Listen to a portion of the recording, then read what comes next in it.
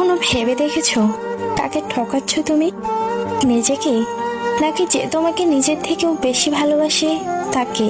তাকে অবহেলা করে তুমি নিজেই নিজের কাছে হেরে যাচ্ছ। কেন জানো? কারণ তার মতো ভালো তোমাকে কেউ আসতে পারবে না। সবশেষে যা বুঝলাম, সবার কাছে ভালো হতে গেলেও মরে যাওয়াটা খুব প্রয়োজন। একাই তো ছিলাম, আবার না হয় একা হয়ে গেলাম, তাতে কি বা আসে যায়? কিছু কিছু কষ্ট এমন হয় যেগুলো কাউকে বলার নয়, শুধু নীরবে সহ্য করে যেতে হয়। মনের মতো পাওয়াটা ভাগ্যের ব্যাপার, আর মনের মতো বানিয়ে নেওয়াটা ভালোবাসা।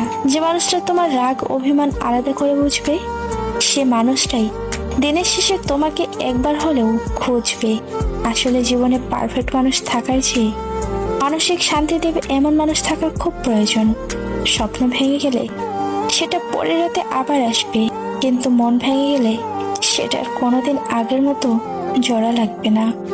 বুঝলে প্রিয়, একদিন কাঁদতে কাঁদতে তুমিও বলবে ওর মতো কাউকে পাওয়া সত্যি খুব কঠিন। কেউ কারো নয়, কেউ কারো ছিল না। সবাই প্রয়োজনে আসে, আবার প্রয়োজন ফুরিয়ে গেলে চলেও যায়। আসলে ভুলটা তোমার না, ভুলটা আমার। পাবো না জেনেও তোমাকে পাগলের মতো ভালোবেসে যাচ্ছি। জীবনে কাউকে পাওয়ার জন্য কাঁদবেন না, কারণ যার জন্য আপনি কাঁদবেন সে কখনো আপনার হবে না। আর যে আপনার জন্য জীবনে কাউকে পাওয়ার জন্য কাঁদবেন না, কারণ যার জন্য আপনি কাঁদবেন সে কখনো আপনার হবে না।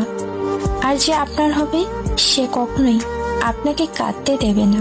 কারোর খুব কাছের মানুষ হতে চেয়েছিলাম, কিন্তু আফসোস আজ সবচেয়ে দূরের মানুষ হয়ে গেলাম। নিজে ভালো তো জগৎ ভালো, এটা সম্পূর্ণ মিথ্যা কথা। আপনি যতই ভালো হবেন, মানুষ ততই আপনাকে ঠকিয়ে দেবে। তোমাকে ভোলার ক্ষমতা সত্যি আমার নেই।